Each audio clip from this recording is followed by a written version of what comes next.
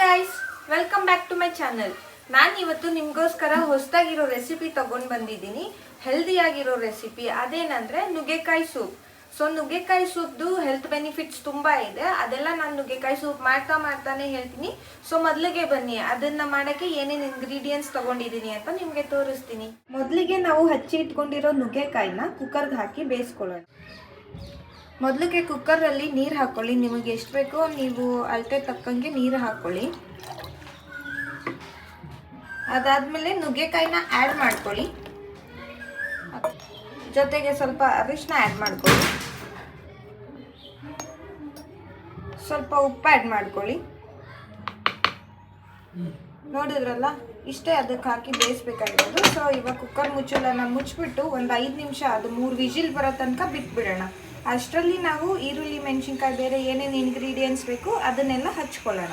So ನಾವಿವಾಗ ಈರುಳ್ಳಿ, tomato ಮತ್ತು ಮೆಣಸಿನ್ಕಾಯಿನ ಚಿಕ್ಕದಾಗಿ ಹಚ್ಕೊಳ್ಬಿಡೋಣ. ನೋಡಿ ಗಾಯ್ಸ್, ಈ ಥರ ಚಿಕ್ಕ ಹಚ್ಕೊಳ್ಳಿ. ಯಾಕಂದರೆ ಒಗ್ಗರಣೆಗೆ ಹಾಕಿದಾಗ ನಮಗೆ ಅದು ಬಾಯಿಗೆ ಚಿಕ್ಕದಾಗಿ ಸಿಗಬೇಕು. ದೊಡ್ಡದಿದ್ರೆ ನಿಮಗೆ ಬರೀ ಈರುಳ್ಳಿ ಟೇಸ್ಟು ಮತ್ತು ಟೊಮೊಟೊ ಟೇಸ್ಟ್ ಬರುತ್ತೆ. ಸೊ ಸೂಪ್ ಮಾಡೋದಲ್ವ ನಾವು, ಅದಕ್ಕೋಸ್ಕರ ನಾವು ಚಿಕ್ಕದಾಗಿ ಹಚ್ಕೊಳ್ಬೇಕು. ಟೊಮೊಟೊ ಒಂದು ಹಚ್ಕೊಳ್ಳಿ ಸಾಕು, ಅದು ಹುಳಿ ಬರುತ್ತೆ, ಚೆನ್ನಾಗಿರುತ್ತೆ. ಸೊ ಟೊಮೊಟೊನೂ ಕೂಡ ನೀವು ಚಿಕ್ಕದಾಗಿ ಹಚ್ಕೊಳ್ಬೇಕು.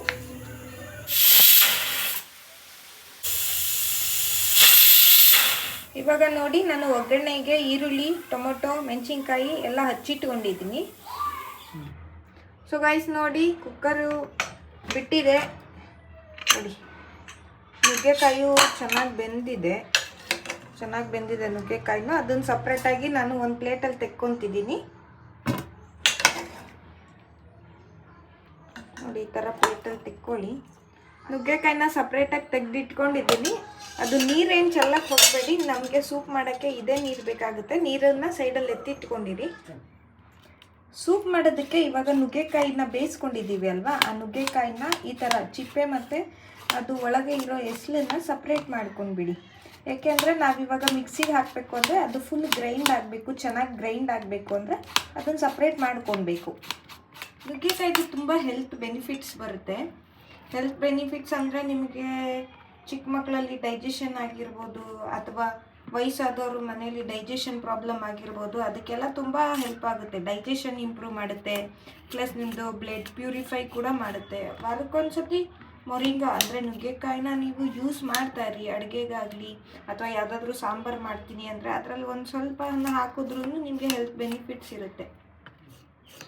ಸೊ ನೋಡಿ, ನಾನು ನುಗ್ಗೆಕಾಯಿ ಚಿಪ್ಪೆನೂ ಮತ್ತು ನುಗ್ಗೆಕಾಯಿ ಎಸ್ಲನ್ನು ಸಪ್ರೇಟ್ ಮಾಡ್ಕೊಂಡಿದ್ದೀನಿ. ಈ ಥರ ಸಪ್ರೇಟ್ ಮಾಡ್ಕೊಬಿಡಿ ಎಲ್ಲನೂ. ಅದಾದಮೇಲೆ ನಾವು ಇದು ಮಿಕ್ಸಿಗೆ ಹಾಕ್ಕೊಂಡು ಗ್ರೈಂಡ್ ಮಾಡ್ಕೊಳ್ಬೇಕು. ಸೊ ನೋಡಿ, ಇದನ್ನೆಲ್ಲ ಮಿಕ್ಸಿಗೆ ಹಾಕ್ಕೊತಾ ಇದ್ದೀನಿ. ಸಪ್ರೇಟ್ ಮಾಡಿರೋದನ್ನ ಇದನ್ನು ಮಿಕ್ಸಿಗೆ ಹಾಕ್ಕೊತಿದ್ದೀನಿ. ಅದ್ರ ಜೊತೆ ನಾನು ಕೊತ್ತಂಬರಿ ಸೊಪ್ಪನ್ನು ಹಾಕ್ಕೊತಾ ಇದ್ದೀನಿ ರುಬ್ಬೋಕ್ಕೆ. ಸೊ ಮಿಕ್ಸಿಲಿ ಈ ಥರ ನುಣ್ಣಗೆ ರುಬ್ಕೊಬಿಡಿ. ಇದಾಗಿದೆ. ಒಗ್ಗರಣೆ ಮಾಡ್ಕೊಳ್ಳೋಕ್ಕೆ ನಾನು ಎಣ್ಣೆ ತೊಗೊತಾ ಇದ್ದೀನಿ. ಎಣ್ಣೆ ಹಾಕ್ಕೊಂಡಿದ್ದೀನಿ. ನೀರಿಗೆ ಹಾಕ್ಕೊಳ್ಳಿ. ಇವಾಗ ಈರುಳ್ಳಿ ಹಾಕ್ಕೊಳ್ಳಿ. ಸಣ್ಣದಾಗಿ ಹಚ್ಚಿಟ್ಟಿರೋ ಈರುಳ್ಳಿ ಹಾಕ್ಕೊಳ್ಳಿ.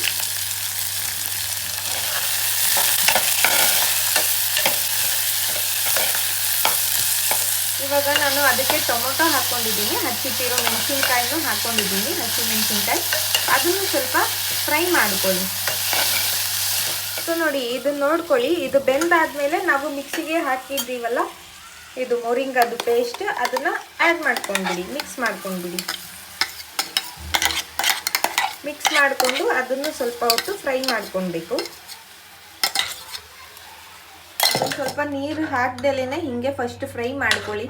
2 ನಿಮಿಷ ಫ್ರೈ ಮಾಡ್ಕೊಳ್ಳಿ ಸಾಕು.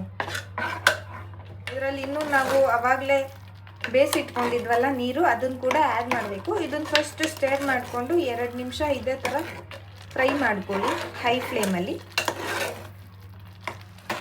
ಇವಾಗ ಅದು ಕುದಿ ಬರ್ತಿದೆ ಅಲ್ಲ, ನಾವು ನೀರನ್ನ ಆ್ಯಡ್ ಮಾಡ್ಕೊತಾ ಇದ್ದೀವಿ.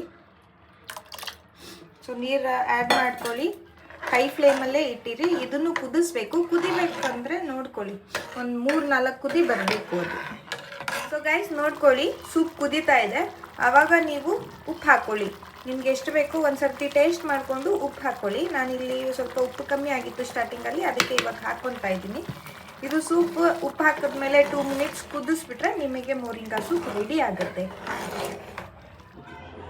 ನೋಡಿದ್ರಲ್ಲ ಗೈಸ್, ಎಷ್ಟು ಬೇಗ ಹೆಲ್ದಿ ಆಗಿರೋ ಟೇಸ್ಟಿ ಆಗಿರೋ ನುಗ್ಗೆಕಾಯಿ ಸೂಪ್ ರೆಡಿ ಆಗಿದೆ. ಇದನ್ನು ನೀವು ಮನೇಲಿ ಟ್ರೈ ಮಾಡಿ, ವಾರಕ್ಕೊಂದ್ಸರ್ತಿನಾದರೂ ಟ್ರೈ ಮಾಡಿ. ಮನೇಲಿ ಎಲ್ಲರೂ ತುಂಬ ಇಷ್ಟಪಡ್ತಾರೆ, ಚಿಕ್ಕವರಾಗಲಿ ದೊಡ್ಡವರಾಗಲಿ ಎಲ್ಲರಿಗೂ ಇಷ್ಟ ಆಗುತ್ತೆ. ನೀವು ಇದನ್ನು ಟ್ರೈ ಮಾಡಿ.